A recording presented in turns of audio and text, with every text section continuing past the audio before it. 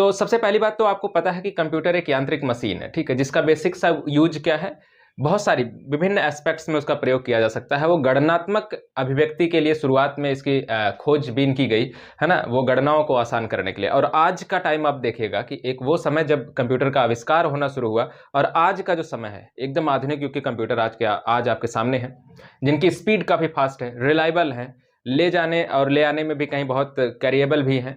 तो बहुत सारी चीज़ें बदली हैं ना। और सबसे खास बात जो आज के युग की रही वो क्या है, आर्टिफिशियल इंटेलिजेंस, जिसकी वजह से कंप्यूटर मतलब बिना किसी की मदद से भी खुद ब खुद कार्य कर सकता है। एक बार आप उसको प्रोग्राम्ड कर दें उसी हिसाब से, और इसके बाद वो चीज़ों को खुद जो है एनालाइज कर सकता है, ऑब्जर्व कर सकता है और सीख सकता है। ये उसकी खासियत है जो आधुनिक कंप्यूटर्स हैं। चलिए, फिलहाल जब हम कंप्यूटर्स की बात करते हैं तो सबसे पहली बात जो हमारे दिमाग में आती है कि कंप्यूटर क्या है, एक इलेक्ट्रॉनिक डिवाइस है ना। कंप्यूटर्स का कभी कभी फुल फॉर्म बहुत सारे लोग अपने अपने तरह से बताते हैं। फिलहाल के लिए जान लेते हैं, कंप्यूटर्स को हम बोलते हैं, जिसमें कंप्यूटर में जो आपका ये पहला सी है उसका मतलब है कॉमन। कॉमन कहीं कहीं कॉमनली लिखा होगा। ओ का मतलब है ऑपरेटिंग। एम का मतलब आपका है मशीन। पी का मतलब है पर्टिकुलर। यू का मतलब है यूज फॉर, है ना, यूज के लिए है। टी का मतलब है यहां पर टी को बहुत सारे लोग अलग अलग चीजें देते हैं। कुछ लोग ट्रेडिंग कहते हैं, है ना, ट्रेडिंग, और कुछ लोग इसको टेक्नोलॉजी भी कहते हैं। ट्रेडिंग कहिएगा तो व्यापार से संबंधित है, या फिर टेक्नोलॉजी कहिएगा कि ई। अच्छा, यहां पे दिख नहीं रहा होगा, ई का मतलब आप देखेगा कि ई जो है एजुकेशन, और आर जो है रिसर्च। तो कभी कभी ऐसी भी परिभाषा दी जाती है, कंप्यूटर क्या है, computer is a common operating machine particular use for trading education and research, ऐसी करके परिभाषाएं भी दी जाती हैं, जो कि बहुत ही बचकानी परिभाषाएं हैं।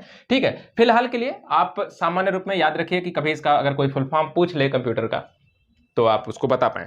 ठीक है, चलिए आगे बढ़ते हैं। ये चीजें हैं, मतलब इसका मतलब ये कहने का मतलब जो है ना, इस परिभाषा को देखते हुए, इसके फुल फॉर्म को देखते हुए ऐसा पता आपको चलता है कि इसका जो प्रयोग है कंप्यूटर का, वो वेरियस एस्पेक्ट्स में किया जा सकता है, बहुत सारे क्षेत्रों में किया जा सकता है, चाहे वो एजुकेशन का क्षेत्र हो, चाहे वो रिसर्च का क्षेत्र हो, है ना, चाहे वो मशीन से यांत्रिकी का क्षेत्र हो, चाहे आपका कॉमन यूज करना हो। कॉमन का मतलब है जैसे आप सामान्य रूप से आप लोग यूज करते हैं, या फिर ऑफिस वगैरह में जो सामान्य यूज है कंप्यूटर के, उन सारे काम में भी किया जा सकता है। ठीक है, चलिए आगे बढ़ते हैं इस चीज से। बात करते हैं कंप्यूटर के बारे में, इसकी विशेषताएं क्या हैं। तो मैं इस पर बहुत डिटेल में नहीं जाऊंगा, कंप्यूटर की विशेषताएं क्या है, क्योंकि आपको पता है कंप्यूटर पहली बात तो है कि रिलायबल है, किसी भी गणना को बहुत तीव्र गति से कर सकता है आपकी तुलना में, इंसानों की तुलना में, है ना। वो सपोज करिए जो शुरुआती दौर के कंप्यूटर थे, है ना, जो बहुत ही स्टार्टिंग लेवल के कंप्यूटर 1930-40 के दशक में जो कंप्यूटर आए, उनकी जो गणना की स्पीड थी तकरीबन 330 कह सकते हैं कि माइक्रो सेकेंड हुआ करती थी। ठीक है, 330 माइक्रोसेकंड के आसपास की स्पीड थी, इससे भी कम रही होगी। लेकिन जब आज के हम कंप्यूटर की बात करते हैं, जो सामान्य कंप्यूटर एकदम से हैं, उनकी भी स्पीड कम से कम 1 नैनो सेकंड के बराबर है ना। नैनो सेकंड, 1 नैनो सेकंड भी कहना अच्छा नहीं है, नैनो सेकंड में वो उसकी स्पीड्स हैं। ठीक है, 10⁻⁹। तो ये याद रखिए कि बहुत ही तीव्र गति से आजकल हम किसी भी गणना को प्रोसेस कर सकते हैं, किसी भी प्रॉब्लम को प्रोसेस कर सकते हैं और उससे सूचना को इकट्ठा कर सकते हैं। ठीक है, ये तो खास बात है कंप्यूटर की। दूसरी खास बात है, कंप्यूटर पर देखिएगा कि कोई बाहरी वातावरण का कोई इफेक्ट तो पड़ता नहीं है, कि बहुत ज्यादा तापमान है तो आज कंप्यूटर काम नहीं करेगा, है ना, बारिश हो रही है तो आज काम नहीं करेगा, ऐसा कोई इफेक्ट उस पर है नहीं। तो इस वजह से भी वो सफिशियंट वे में काम कर सकता है और इंसानों से बेहतर काम कर सकता है, मतलब आपदा की स्थितियों में भी ये बेहतर काम कर सकता है। दूसरी आप देखेगा कि इंसान अपने दिमाग में बहुत सारी, ठीक है, माइंड इंसान की देखेगा तो बहुत ज्यादा है, कंप्यूटर की तुलना में काफी मेमोरी है। मतलब एक कंप्यूटर आर्टिफिशियल है, लेकिन आपका जो माइंड है वो है तो ठीक है कि आप ही ने कंप्यूटर को बनाया, ये कहना बहुत अच्छी बात है, लेकिन आपकी तुलना में बहुत सारी डेटा को एक साथ स्टोर कर सकता है, प्रोसेस कर सकता है, काम कर सकता है उन पर। ठीक है, तो इस मामले में वो बेहतर है। दूसरी बात है कि मानवीय त्रुटि जो होती है ना, उन त्रुटियों से वो परे है। कम से कम अगर उसको प्रोग्राम ढंग से किया गया है तो वो मानवीय त्रुटियां कम से कम नहीं करने वाला है। ठीक है, तो इसका भी बेनिफिट है। तो ऐसे बहुत सारे काम हो सकते हैं जो कंप्यूटर के आप देख सकते हैं, तो इस पे हम विशेष रूप से बहुत डीप में नहीं जाते। ठीक है, हमारे पास टाइम बहुत कम है कि हम इतना डीप में जाएं, है ना। मैं थोड़ी फास्ट भी चल रहा हूँ, ऐसा लग रहा होगा कि बोलने में भी। ठीक है, चलिए आगे बढ़ते हैं। कंप्यूटर के देखेगा कि 2 मेन पार्ट होते हैं, 2 मेन पार्ट हैं कंप्यूटर में। दो मेनली पार्ट हैं कंप्यूटर में, और उन दो मेनली जो पार्ट आप देखेंगे, टू पार्ट्स जो हैं, एक तो उसका आपका हार्डवेयर वाला सिस्टम है, तो वन पार्ट क्या है, हार्डवेयर है, एंड सेकंड वन इज क्या है कि सॉफ्टवेयर है। हार्डवेयर एंड सॉफ्टवेयर, ये दिख भी नहीं रहा होगा। चलिए, हार्डवेयर का मतलब क्या है, हार्डवेयर कंप्यूटर की वो सारी डिवाइसेस जितने भी उसमें चीजें की प्रयुक्त की गए हैं मैकेनिकल रूप से, ठीक है, इलेक्ट्रॉनिक रूप से जितनी भी चीजें डिवाइसें उसमें लगी हैं वो सब कंप्यूटर हार्डवेयर का हिस्सा है। जितनी भी चीजें आप सामान्य रूप से हाथ से छू सकते हैं, उसको देख सकते हैं, महसूस कर सकते हैं, वो सब हार्डवेयर है, ठीक है। चाहे उसमें कंप्यूटर का सीपीयू हो, मॉनिटर हो, आपका कीबोर्ड हो, माउस हो, सीपीयू के अंदर के जितने भी पार्ट्स लगे हैं, मदरबोर्ड है ना, हार्ड डिस्क वगैरह, रैम रोम, वो सब चीजें आप जो छू सकते हैं वो सब इसके अंदर आते हैं हार्डवेयर के अंदर। सॉफ्टवेयर की बात करते हैं। सॉफ्टवेयर बेसिकली क्या है, कुछ प्रोग्राम्स का, कुछ कह सकते हैं कि निर्देशों का एक समूह होता है जो कि पर्टिकुलरली तैयार किया जाता है किसी एक काम को अंजाम देने के लिए, ठीक है, उस निर्देशों का समूह है। तो सॉफ्टवेयर को आप अभी इतना याद रखिए कि निर्देशों का समूह है। इसे आप देख तो सकते हैं, मतलब आंखों से देख सकते हैं कि हाँ ये सॉफ्टवेयर है, मतलब वो भी सॉफ्टवेयर में अंदर उसके क्या चल रहा है ये आप देख नहीं सकते, लेकिन सामान्य रूप से उसको आप आउटपुट के रूप में एक स्क्रीनिंग कर सकते हैं, देख सकते हैं, लेकिन आप उसको कभी छू नहीं सकते हैं, महसूस नहीं कर सकते हैं, ठीक है। तो ये चीजें हैं सॉफ्टवेयर। चलिए आगे की तरफ बढ़ते हैं। आगे की तरफ अगर हम बढ़ेंगे तो सबसे पहले बात तो आएगा कंप्यूटर का जो विकास क्रम रहा उसकी बात कर लेते हैं, है ना। कंप्यूटर के विकास क्रम में देखिए बहुत बड़ी वो लिस्ट है कंप्यूटर के विकास क्रम में कि अगर हम अबेकस से शुरुआत करें और लैंडसैक तक आए तो वो काफी लंबा एक दौर है कंप्यूटर का, ठीक है। फिलहाल के लिए 16वीं शताब्दी के आसपास से शुरुआत होती है कंप्यूटर पर एक शुरुआत के रूप में। तो अबेकस सबसे पहला यंत्र है कोई इस तरह का जो गणना करने के उद्देश्य से बनाया गया था। अबेकस सबसे पहला यंत्र था। अबेकस 16वीं शताब्दी में इसका निर्माण किया गया, चाइना में इसका निर्माण हुआ ना, भरोसा करिए चीन का सामान है, ऐसा मत कहिएगा कि चीन का माल बिकता नहीं है। शुरुआत वहीं से हुई, चीन से, है ना, चीन से शुरुआत हुई। और उनका नाम था ली काई चिन। क्या नाम था, ली काई चिन नाम था, जिन्होंने अबेकस को बनाया था। अबेकस कुछ नहीं था, लकड़ी का एक बॉक्स हुआ करता था, इस तरह से कुछ लकड़ी का एक बॉक्स था, इसमें बहुत सारी रॉड्स लगी होती थी जिसमें जो है मोतियों से बनी हुई एक ये गोल तरह की मोतियां इसमें जड़ी थी, जिनका मूल रूप से काम होता था गणना करना, और सामान्य रूप से ये जोड़ और घटाना, है ना, जोड़ और घटाना ये सामान्य रूप से करती थी। हाँ, ये एक बात इसमें फायदा थी कि जोड़ घटाना के साथ साथ ये कभी कभी वर्गमूल भी निकाल देती थी, है ना। तो ये कह सकते हैं कि आप जोड़ घटाना और वर्गमूल की ये सामान्य प्रक्रिया कर पाने में मशीन सक्षम थी। मशीन क्या थी, मतलब ठीक है गणना कर रही थी इसलिए हम इसको मशीन कर रहे थे, बहुत ही बेसिक थी, इसमें कोई ऐसी टेक्नोलॉजी का विशेष रूप से प्रयोग नहीं किया गया था। मोतियों को सरकाया जाता था और उसी से करके गणना की जाती थी, ठीक है। तो ये एक तो अबेकस थी, शुरुआती दौर की सबसे पहली 16वीं शताब्दी से एक तरह से कहिए कि शुरुआत होती है। इसके बाद देखिएगा तो बहुत सारी चीजें बनी, जिसमें से नेपियर बोन्स है ना, स्लाइड रूल्स है, पास्कलाइन बना, है ना। फिर आगे चल के इसी तरह से धीरे धीरे आइएगा तो लेबनीज का नाम एक आप सुनते हैं, लेबनीज। लेबनीज का नाम आप जो लोग मैथमेटिक्स के स्टूडेंट होंगे वो भी इनका नाम जानते होंगे, है ना। लेबनीज का नाम आप खास तौर पर सुनते हैं, इनका पूरा नाम था गोटफ्राइड वॉन लेबनीज। क्या नाम था, गोटफ्राइड वॉन लेबनीज नाम था। और लेबनीज को आप खास तौर से जानते हैं न्यूटन के साथ मिलकर के इन्होंने एक खोज की है मैथमेटिक्स में, और वो क्या इन्होंने खोजा था, अवकलन और समाकलन।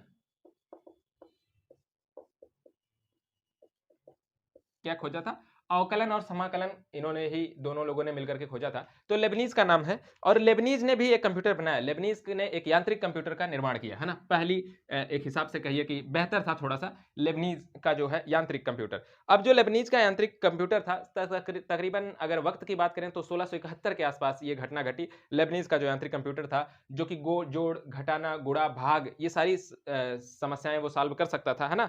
और आज भी इसका प्रयोग किया जाता है, इसलिए मैंने इसको बताया लेबनीज का क्योंकि ये इंपॉर्टेंट था। आज भी आप देखिएगा जो कार और जो स्कूटर्स होते हैं उनके जो स्पीडोमीटर होते हैं उनमें लेबनीज का जो ये यांत्रिक कंप्यूटर है उसका प्रयोग किया जाता है, जिसे एक और नाम से जाना जाता है, रेकनिंग मशीन भी कहा जाता है। क्या कहा जाता है, रेकनिंग मशीन कहा जाता है, ठीक है।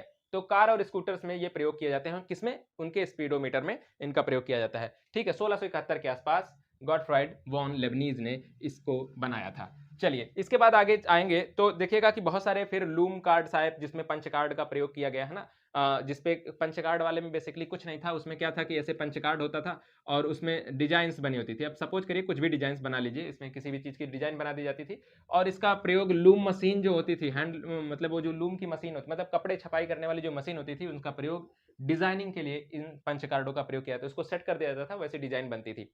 ठीक है, तो इसलिए हम इसमें फिलहाल के लिए बहुत डीप में नहीं जाएंगे इतना, आगे बढ़ते हैं। इसके बाद देखिएगा कि दो प्रमुख इंजन बने, जैसे एक डिफरेंस इंजन बना और एक एनालिटिकल इंजन बना था। क्या नाम था? डिफरेंस इंजन व एनालिटिकल। किसने बनाया था? चार्ल्स बैबेज नाम है उनका, चार्ल्स बैबेज ने बनाया। डिफरेंस इंजन देखिएगा तकरीबन जो है ये 1822 में, हाँ 1822 में, और ये जो है 1833 के आसपास बना था एनालिटिकल इंजन। इन दोनों इंजनों में ये तो शुरुआती दौर का डिफरेंस इंजन था, लेकिन शुरुआती दौर की पहली कह सकते हैं कि बेहतर यांत्रिक मशीन थी, है ना। पहली जो है बेहतर यांत्रिक मशीन सी, भाप से चलती थी, गियर और शाफ्ट का इसमें प्रयोग होता था, गणना वगैरह अच्छी तरह से ये कर रही थी, लेकिन इसके बावजूद ये स्लो थी काफी। इसके बाद एनालिटिकल इंजन, चार्ल्स बैबेज ने ही इस दूसरे इंजन का अपना उसका एक्सटेंडेड वर्जन एक दिया, 1833 में उन्होंने इस मॉडल को पेश किया, है ना। इसमें एक तरह से आप कहिए कि जो कंप्यूटर है, आज का जो कंप्यूटर है, इसी की तरह से इसमें सारी व्यवस्थाएं होती थी। इसमें इनपुट था, स्टोरेज की व्यवस्था थी, है ना, और फिर प्रोसेसिंग होने की व्यवस्था थी, सारी चीजों का इसमें प्रयोग किया गया था, है ना। इसीलिए इसको माना जाता है कि ये कंप्यूटरों की दुनिया में ये सबसे प्राचीन कंप्यूटर था, या प्राचीन शब्द को अवॉइड करिए, उसमें कहिए कि प्रारंभिक कंप्यूटर था, है ना। कंप्यूटर की दुनिया का एक प्रारंभिक कंप्यूटर, इसीलिए चार्ल्स बैबेज को देखिए, क्या नाम है? Charles Babbage. इन्हें कहा जाता है कंप्यूटर का जनक कहा जाता है, कंप्यूटर के निर्माण का या कंप्यूटर के विकास का, उसके लिए इनको काफी महत्वपूर्ण योगदान रहा, और इसीलिए इनको कंप्यूटर जनक, कंप्यूटर विज्ञान का जनक या कंप्यूटर विज्ञान का पिता भी कहा जाता है। ठीक है, इतनी बातों में मुझे लग रहा है किसी को कोई प्रॉब्लम नहीं होगी। चलिए आगे बढ़ते हैं, और आगे हम जो देखेंगे, कई सारी मशीन इसके बावजूद भी डेवलप होती रही, जैसे टेबलिंग मशीन आई, मार्क फर्स्ट आया, एनिएक आया, है ना, एनिएक आया, और बाद में उसी से रिलेटेड कई सारी और मशीन आई, एडसैक वगैरह आई। ठीक है, फिलहाल हम उन सब में नहीं जाएंगे, है ना। हम इसमें यहाँ पे चलते हैं, यूनिवैक पर आते हैं। एक अंतिम लगभग तकरीबन 1900 समथिंग 51 के आसपास, है ना, 1951 में ही यूनिवैक आया, यूनिवैक, यूनिवैक। अब यूनिवैक का जो निर्माण किया था 1951 में, इसका निर्माण हुआ, ये आप ध्यान में रखिएगा, हालांकि इतना इंपॉर्टेंट नहीं है, इसमें बातें क्या खास थी वो इंपॉर्टेंट है। यूनिवैक जो है पहली तरह से अपने तरह का, मतलब आज के तरह का पहला ऐसा कोई कंप्यूटर था जो सामान्य उद्देश्य के लिए प्रयोग किया जाता था। सामान्य उद्देश्य से संबंधित ये बात, अगर आप सामान्य उद्देश्य को समझने की कोशिश करें तो क्या है, जैसे आम जनमानस में प्रयोग, आम जनमानस हमेशा जोड़ घटाना गुणा भाग ही नहीं करती है ना, और भी चीजों के लिए प्रयुक्त किया जा सकता था, तो ये एक सामान्य उद्देश्यकृत कंप्यूटर था, यूनिवैक था। 1951 में बना, जेपी एकर्ट, और एक नाम है इसमें जॉन मॉचली, तो मैं नाम लिखने से अवॉइड कर रहा हूं, जेपी एकर्ट और जॉन मॉचली, इन दोनों ने मिलकर के इसको तैयार किया था। हालांकि जब देखिएगा कि इससे पहले एनियाक जो आया था वो भी इन्होंने ही, जॉन मॉचली और एकर्ट ने ही मिलकर के बनाया था, तो ये उसी का एक्सटेंडेड फॉर्म था यूनिवैक। अब यूनिवैक देखिएगा कि यूनिवैक में जो है क्या खासियत थी, ये स्टोरेज भी कर सकता था बड़े पैमाने पर, और इसमें स्टोरेज के लिए सबसे खास चीजें का जो प्रयोग किया गया था, मैग्नेटिक ड्रम, मैग्नेटिक यू है ये, मैग्नेटिक ड्रम का प्रयोग किया गया यूनिवैक में। अच्छा, इसमें खासियत ये है, मैग्नेटिक ड्रम का प्रयोग इससे पहले के शुरुआत हो गई थी, 1900 तकरीबन 30-40 से ही मैग्नेटिक ड्रम का प्रयोग देखने को आपको मिलेगा, है ना। लेकिन खासियत ये थी कि ये मैग्नेटिक ड्रम कितने भी अभी प्रयोग करने, बहुत ज्यादा प्रयोग करने पड़ते थे, क्योंकि इनमें स्टोरेज क्षमता इतनी ज्यादा भी नहीं होती थी, है ना। जो आज जैसे आप कर लेते हैं जीबी में, जैसे आपको सिंपल से वही बात करिए कि जब आपको शुरुआत में इंटरनेट जब आपको मिलना शुरू हुआ, तो शुरुआत में आपको अगर 100 एमबी भी मिलता था तो ऐसा लगता था कि वो बहुत है ना। और आज आपको 100 जीबी भी मिले तो वो भी लगता है कि पूरा नहीं पड़ता, मतलब आप हर दिन पर डे आप 2 जीबी जो भी आपका रिचार्ज प्लान हो, वो आप अगर 2 जीबी का रिचार्ज प्लान लेकर के चलते हैं तब भी दिक्कत है में ही, ऐसा आपको लगता होगा कि ये कम पड़ जा रहा है ना। अगर वाईफाई वाले हैं तो फिर तो मतलब आप सोचिए नहीं कि आपको कभी पूरा पड़ता है। अगर आपको वाईफाई से मोबाइल पर शिफ्ट कर दिया जाए तो आपको लगेगा कि वह क्या हो रहा है यार, मेरा नेट इतना स्लो है। वो वही बात थी, तो आज हम बहुत आगे आ चुके हैं, ठीक है। और मैग्नेटिक ड्रम तो वो 100 एमबी जैसा है, समझ लीजिए, जो आपको इंटरनेट मिलता था उतना ही उसकी स्टोरेज पावर हुआ करती थी, बहुत हल्की थी, ठीक।